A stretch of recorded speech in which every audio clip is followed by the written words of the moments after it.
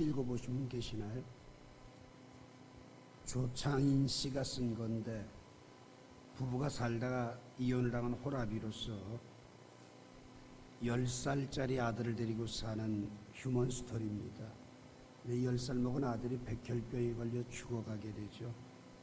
근데 이 아버지는 이혼을 당했는데다가 변변한 직장 없이 가난한 시인 중에 한 사람이었습니다. 아들을 살려보기 위해서 발버둥치는 처절함을 얼마나 잘 리얼하게 그렸는지요. 그런데 이 아들을 살리기 위해서는 큰 수술비가 필요로 한데, 그 수술비를 마련하기 위해서 자기 몸의 일부인 심장을 떼어서 팔려고 병원을 찾아갑니다.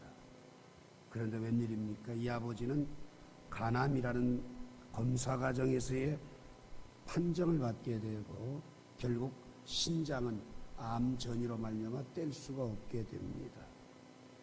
그때 이 아버지는 고통 속에 아들 하나도 살리지 못하는 애비가 되어야 되겠느냐, 그러면서 내가 죽더라도 아들을 살리겐 눈을 하나를 뽑아서 그걸 팔아서라도 아들을 수술을 시켜달라고 애원을 합니다.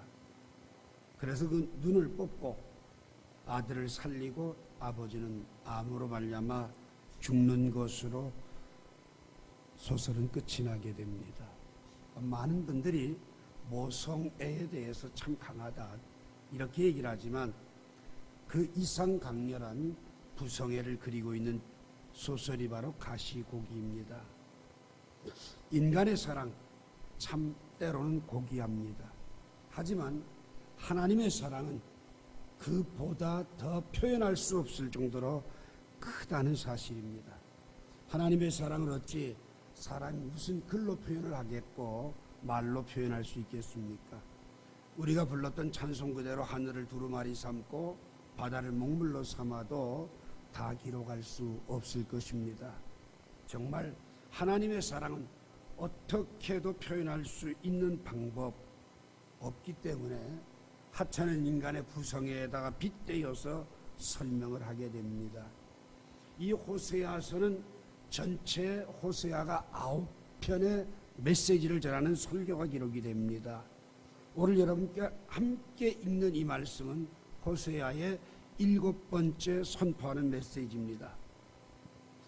주로 호세아의 메시지는 심판이 다가왔다, 죄에서 돌이키고 회개하라는 내용이 거의 답니다마는 오늘 이 본문에서는 하나님의 무한한 사랑을 강조하고 있다는 거지요. 아버지로서의 사랑. 하나님은 당신 자신의 애타는 마음의 속내를 남김없이 열고 계시고, 그러면서 이스라엘 백성이 하루속히 회개하고 하나님께로 돌아올 것을 호소하고 있다는 것입니다.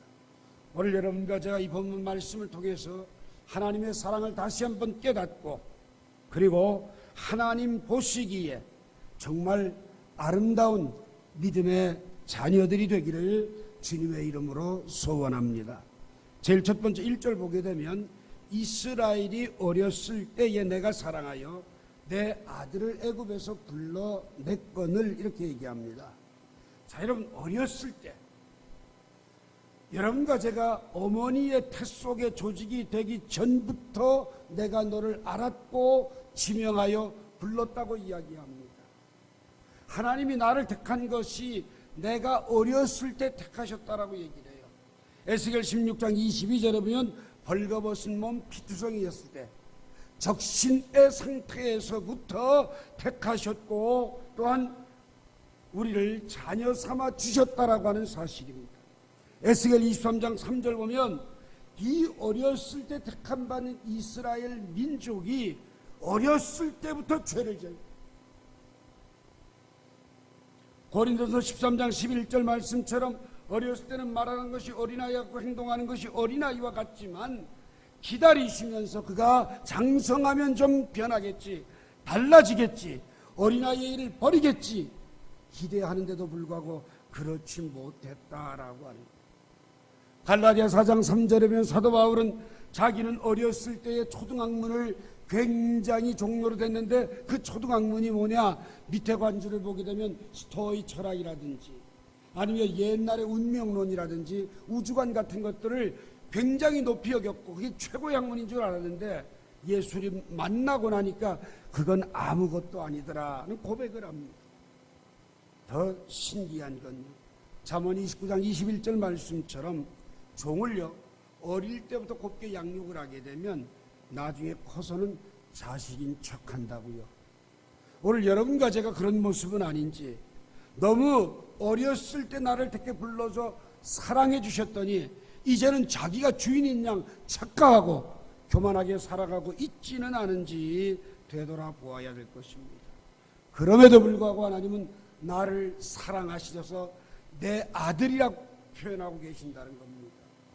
오늘 여러분 어렸을 때 택했고 철모르고 철부지와 같고 바른 길을 살지 못하고 죄악된 길을 걷는다 할지라도 내가 널 사랑하기에 너는 내 아들이다, 이렇게 말씀하고 계십니다. 예레미야 31장 3절에 보면 옛적에 여호와께서 나에게 나타나서 내가 영원한 사랑으로 너를 사랑하기에 인자함으로 너를 이끌었다라고 말씀하고 있습니다. 히브리서 1장 5절에 보게 되면 어느 때 천사 중 누구에게 너는 내 아들이라 오늘 내가 너를 낳았다 하셨으며 또다시 나는 그에게 아버지가 되고 그는 내게 아들이 되리라고 말씀하고 있습니다. 사도행전 13장 33절에 보게 되면 그들은 뭐라고 얘기를 합니까? 하나님이 예수를 일으키사 우리 자녀들에게 이 약속을 이루게 하셨답니다. 시편 2편에 기록한 바와 같이 너는 내 아들이라 오늘 내가 너를 낳았다 하셨고, 하나님께서 죽은 자 가운데 그를 일으키사 다시 썩음을 당하지 않게 하실 것을 가르쳐 이르시되 내가 다윗의 거룩하고 미쁜 은사를 너에게 주리라 하셨으며, 또 다른 시편에 이르실 때 주의 거룩한 자로 썩음을 당하지 않게 하시리라 하셨느니라고 말씀을 합니다. 이렇게 사랑해서 조건 없이 아들로 삼아 주신 것으로 끝나는 게 아니라 애굽에서 불러내었다고까지 말씀을 해요. 출애굽기 3장 7절에 보게 되면 그들의 고통을 분명히 보고 그들의 감독자로 말미암아 부르짐을 듣고 그 근심을 알고 내가 내려가서 그들을 애굽인의 손에서 건져내었다라고 말씀을 하고 있습니다. 신명기 7장 8절에 보게 되면 왜 이렇게 사랑하셨느냐? 하나님과의 약속을 지키라고, 하나님과의 약속을 지키라고 하나님이 능력으로 너희를 건져내 주셨고 사랑해 주셨다라고 말씀하고 있습니다.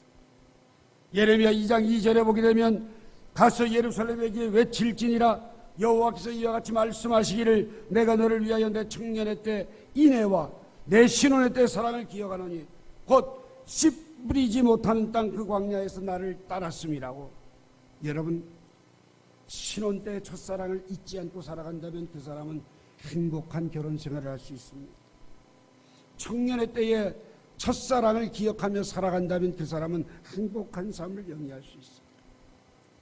광야를 이겨낼 수 있는 방법은 첫사랑을 잃어버리지 않는, 애굽에서 불러내신 이유가 뭡니까? 하나님의 일방적인 사랑이요, 그 첫사랑에 감격한 것이 떨어지지 않도록 식어지지 않도록 믿음으로 살 것을 요구하고 계신다는 사실을 기억하시기 바랍니다. 두 번째로 3절 말씀 보게 되면 그러나 내가 에브라임에게 걸음을 가르치고 내 팔로 안았음에도 내가 그들을 고치는 줄을 그들은 알지 못하였도다. 하나님의 불붙는 사랑을 표현하는데 백성들의 삶은 하나님의 불붙는 사랑과는 정반대의 삶이, 그래서 그러나가 나와요. 제일 먼저 에브라임에게 뭘 가르쳐요? 어린 우리에게 걸음을 가르쳤어요. 아이가 태어나서 몇 개월이 지나가면 물건을 잡고 일어서요, 그 다음 한 발 뛰어요, 그 다음 두 발을 뛰어요, 까당 자빠져요, 또 이렇게 세워요, 계속 걷게 해요, 어느 날 뛰어요. 그때 그걸 바라보고 지켜보며 키우던 부모들의 기쁨과 즐거움이 얼마나 컸는지. 오늘 하나님도 동일한 사랑을 우리에게 나타냅니다. 걸음을 가르쳤다고요. 잠언 20장 24절에 보면 사람의 걸음은 여호와로 말미암나니 사람이 어찌 자기의 길을 알 수 있겠느냐고 말씀을 합니다. 오늘 여러분과 저는 내가 가야 할 길조차도 모르는데도 불구하고 하나님은 여러분과 제게 걸음을 가르쳐 주셨던 놀라운 사랑을 기억하시기 바랍니다. 예레미야 10장 23절에 보면 여호와여 내가 알거니와 사람의 길이 자신에게 있지 아니하니 걸음을 지도함이 걷는 자에게 있지 아니하니이다. 내게 걸을 수 있는 방향 설정도 안 되고 내게 멘토가 있다고 할지 그가 내 걸음을 이끌어갈 능력이 없다는 거예요. 그걸 알기에 하나님이 친히 목자가 되셔서 저와 여러분의 걸음을 가르치시고 인도해 주시는 것을 믿으시기 바랍니다. 그 사실을 경험했던 다윗은 시편 40편 2절에서 내가 기가 막힌 웅덩이의 수렁에서 끌어올리시고 내 발을 반석 위에 두사 내 걸음을 견고하게 하셨다라고 고백을 합니다. 시편 119편 133절에 보면 나의 발걸음을 주의 말씀에 굳게 세우시고 어떤 죄악도 나를 주관하지 못하게 해달라고 기도하고 있습니다. 욥기 23장 11절에 욥은 내 발인 그의 걸음을 바로 따랐으며 내가 그의 길을 지켜 치우치지 아니했다라고 말씀하고 있고요. 시편 17편 5절에 보게 되면 나의 걸음이 주의 길을 굳게 지키고 실족하지 아니했다고 고백을 합니다. 그뿐만 아니라 팔로 안았으며 이럽니다. 여러분 팔로 안았다. 여러분이 팔로 안았다라는 말은 어미의 품에 안겨있는 아이의 모습입니다. 우리가 잘 아는 대로 시편 131편 2절에 보면 실로 내가 내 영혼에 고요하고 평안하기를 젖된 아이가 그의 어머니 품에 있음 같게 하였나니 내 영혼이 젖된 아이와 같다 이렇게 얘기를 합니다. 여러분 요셉과 베냐민이 상봉했던 창세기 45장 14절 이하의 말씀 보게 되면 서로 목을 어금맡기고 울었던 것이 있습니다. 이스라엘 민족이 반역을 괴하면서 계속 곁길로 나아갈 때에 모세는 민수기 11장 12절에서 내가 이 백성을 배웠습니까? 그들을 내가 낳았습니까? 내가 어떻게 젖먹는 아이를 품듯이 그들을 품고 열주께서 맹세한 그 약속의 땅으로 가라고 하냐고 탄식하며 기도하는 것을 보게 됩니다.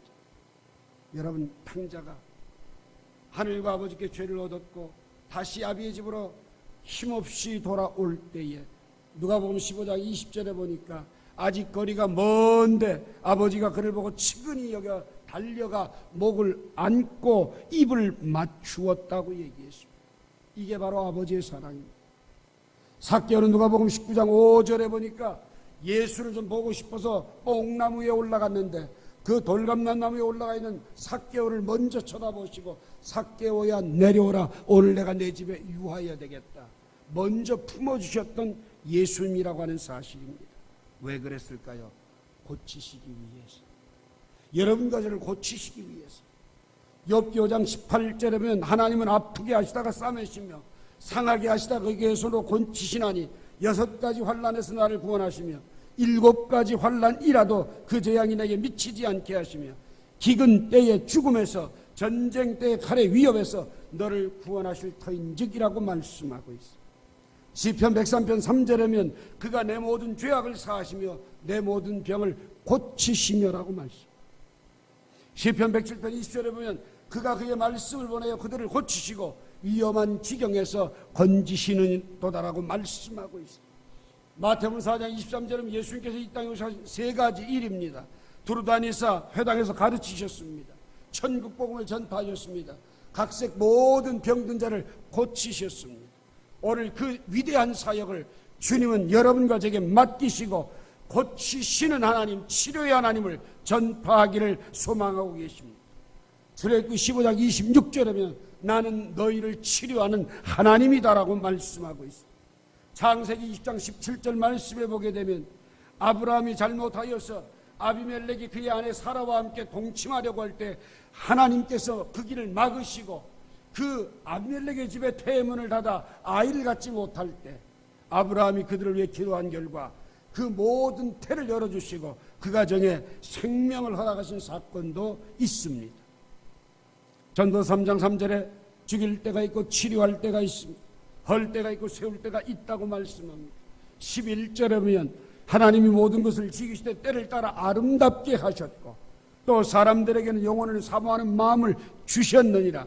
그러나 하나님이 하시는 일을 사람으로 시종 측량할 수 없게 하셨다는 사실을 기억하시기 바랍니다. 그러기에 히스기야는 이사야 38장 16절에 보게 되면 이제 너는 죽게 되었으니 유언을 남기라고 하는 이사야 선지자의 폭탄 선언을 받고 이렇게 기도합니다. 주여, 사람이 사는 것이 이에 있고 내 심령의 생명도 온전히 거기에 있사오니 원하건대 나를 치료하시며 나를 살려 주옵소서라고 기도했습니다. 오늘 히스기야는 그 기도에 응답을 받고 15년 생명의 연장을 받았던 것입니다. 그래서 호세아 7장 1절에 보면 하나님께서 이스라엘을 치료하려고 하실 때에 더 죄와 악이 드러나고 있다고 탄식하기도 하십니다. 말라기 4장 2절에 보면 내 이름을 경외하는 너희에게는 공의로운 해가 떠올라서 치료하는 광선을 비추리니 너희가 나가서 외양간에서 나온 송아지같이 뛰리라고 말씀합니다. 마가복음 2장 19절에 보면 건강한 사람에게 의원이 쓸데없고 병든 자에게라야 쓸데있다고 하신 주님께서 의인을 부르러 온 것이라 죄인을 불러러 오셨다고 선포합니다. 여러분과 저는 이러한 하나님의 사랑을 받고도 언제 그랬냐 식으로 까맣게 잊어버립니다. 그래서 오늘 여러분과 저의 삶을 보게 되면 3절 하반절에면 그들은 알지 못하였도다리. 왜 그들은 하나님의 이 놀라운 은혜들을 잊어버리고 살까요? 그 이유를 오늘 본문 2절이 설명을 하는데, 여러분과 저는 한 가지 분명히 기억하십시오. 내가 하나님을 사랑한 것이 아니라 하나님이 우리를 사랑해 주셨다는 것을. 로마서 5장 8절에 우리가 아직 죄인 되었을 때 그리스도께서 우리의 죽으심으로 하나님이 자기의 사랑을 확증하셨다고 선포합니다. 하나님이 세상을 이처럼 사랑하사 독생자를 주셨으니 이는 저를 믿는 자마다 멸망치 않고 영생을 얻게 하려 하심이라고 말씀하고 있습니다. 저는 며칠 전 한 아버지의 고백을 들었습니다. 그 아들이 원하는 대학을 가기 위해서 지금 삼수를 했답니다. 4수째인데 이번엔 좀 수시에 좀 합격했으면 좋겠다. 그런데 그 아들이 3번째 입시에서 떨어져서 집에 들어왔을 때 고개를 푹 떨구면서 아버지에게 아무 말도 못하고 가만히 서 있더랍니다. 눈물만 흘리면서. 그때 이 아버지는 그 아이를 보면서 이렇게 얘기했답니다. 야, 네가 항상 공부 잘하고 합격하고 아무 걱정이 없다면 나는 아들이 없는 것 같지 않겠니? 네가 실패하고 네가 힘들어하는 걸 보면서 나에게 아들이 있구나, 그렇게 깨닫는단다. 책망을 하고 꼴도 보기 싫다고 야단칠 줄 아는데 뜻밖의 이야기를 듣고 이 아이가 10전 분투해서 예년에 목표하지 않았던 더 좋은 대학을 목표로 하고 열심히 공부를 하고 있는데 기도해달라는 부탁을 들었습니다. 여러분, 아버지의 사랑은요, 실패해도 잘못해도 여전히 변함없이 사랑하는 게 바로 불붙는 아버지의 마음인 것을 기억하시기 바랍니다. 결론으로 2절 봅시다.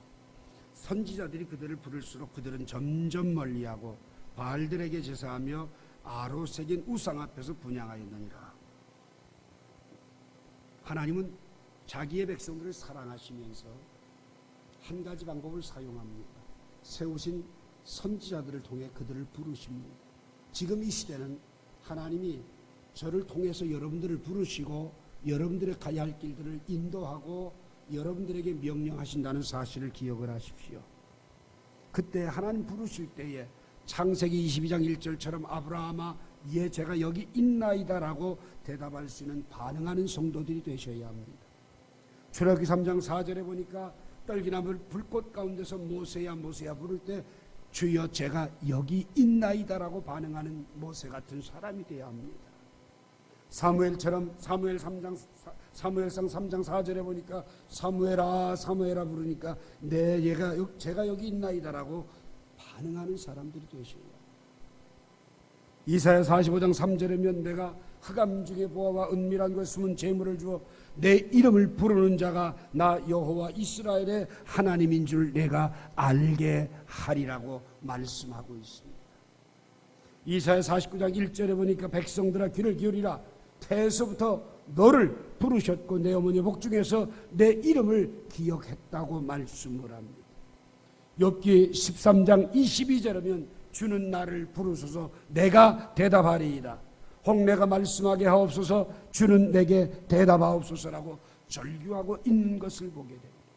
여러분 로마서 8장 30절이면 미리 정하신 그들을 또한 부르시고 부르신 그들을 또한 의롭다 하시고 의롭다 하신 그들을 또한 영화롭게 하셨느니라.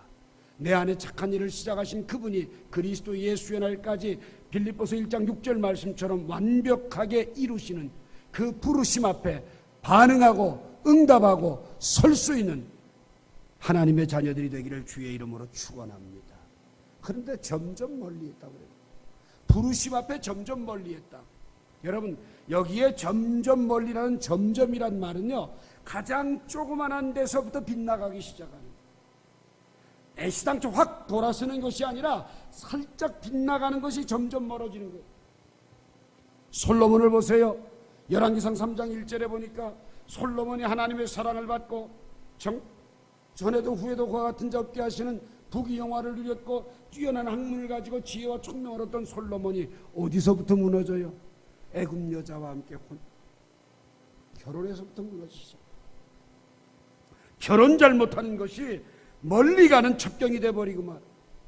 그래서 믿지 않는 자와는 멍에를 같이 매지 말라고 성경은 단호하게 설명하는 그 뛰어난 믿음의 사람이 결혼 한 번 잘못해서 일생을 하나님을 등지는 마지막이 비참해지는 사람이 되고 말이에요. 여러분 역대상 16장 12절에 보면 아사왕이란 사람은 39년 동안 하나님의 특별한 사랑과 많은 은혜를 체험했어요. 근데 병이 들어버리니까 병 들고 나니까 문제가 오게 되니까 하나님께 구하지 아니하고 의원들만 찾았더라. 오늘 이 시간 여러분과 저의 몸에 이상이 왔습니까? 먼저 하나님 앞에 작정하며 기도하세요. 또한 야고보서 5장 18절의 말씀처럼 너희 중에 병든 자가 있느냐 교회의 장로를 청하여서 기도하고 말씀 중심으로 서세요. 왜? 그렇지 않으면 점점 멀어지는 결과가 되어버리고 말이에요. 잠언 28장 9절에 보면 사람의 길을 돌려 율법을 듣지 아니하면 그 기도가 가증하다고 했습니다. 이사야 42장 20절에 보면 내가 많은 것을 볼지라도 유유하지 아니하며 귀가 열려 있을지라도 듣지 아니한다고 선지자가 부를수록 점점 멀리 가는 세태를 꼬집고 있다는 겁니다. 그 이유가 뭡니까? 우상이 아름다워 보여서부터. 2절 하반절 말씀을 보게 되면 바알들에게 제사하며 아루새긴 우상 앞에서 분향하였느니라 이렇게 말합니다. 시편 135절에 보니까 이방 나라들과 섞어서 그들의 행위를 배우며 그들의 우상을 섬김으로 그것들이 그들에게 올무가 되었다.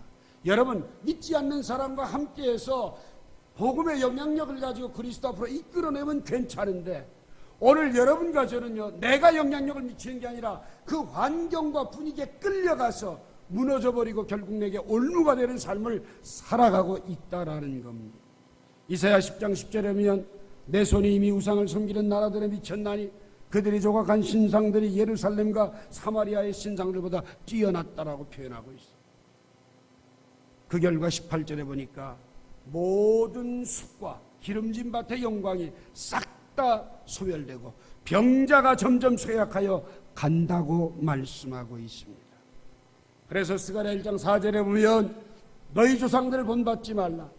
옛적 선지자들이 그들에게 외쳐 이르기를 만군의 여호와께서 이같이 말씀하시기를 너희가 악한 길 악한 행위를 떠나서 돌아오라 하셨나니 그들이 듣지 아니하고 내게 귀를 기울이지 아니하였다고 말씀하고 있습니다. 스가랴 7장 11절에면 그들을 듣기 싫어해서 등을 돌리고 귀를 막고 그의 마음을 금강석처럼 굳게 해서 말씀을 떠나버리고 말았다고 이야기하고 있습니다. 미가서 5장 13절에 보면 내가 새긴 우상과 주상을 너희 가운데서 멸절하니니 내가 내 손으로 만든 걸 다시는 섬기지 아니하리라고 말씀하고 있습니다. 그렇습니다. 데살로니가서 1장 9절에 보게 되면 어떻게 우상을 버리고 하나님께 돌아와 살아계시고 참된 하나님을 섬기는 사람, 이것이 바로 우리를 건져주신 예수 그리스도 때문이라고 천명하고 있습니다. 오늘 여러분, 선지자가 부를수록 점점 멀리하고 아루새긴 우상 앞에 절하는 자가 되지 말고 하나님의 사랑 앞에 나오고 반응하고 화답하는 성신의 동역자들이 되시길 바랍니다. 지금껏 인도하시고 보호하시고 세상 끝날까지 나와 함께해 주시는 하나님, 우리를 향해서 외치는 하나님의 사랑을 듣고 감사하며 승리하는 삶을 사시길 바랍니다. 그리고 너희의 수고가 주 안에서 헛되지 아니한 줄로 확신하면서 하나님 앞에 땀 흘려 충성하는 성도들이 되시기 바랍니다.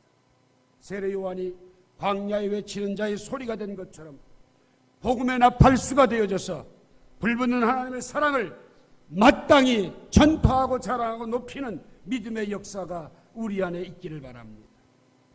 험한 세상 가운데 살지만 늘 하나님의 사랑으로 용기를 얻고 하나님의 사랑 때문에 더욱 충성하는 하나님의 자녀들이 되기를 주의 이름으로 축원합니다. 기도하겠습니다.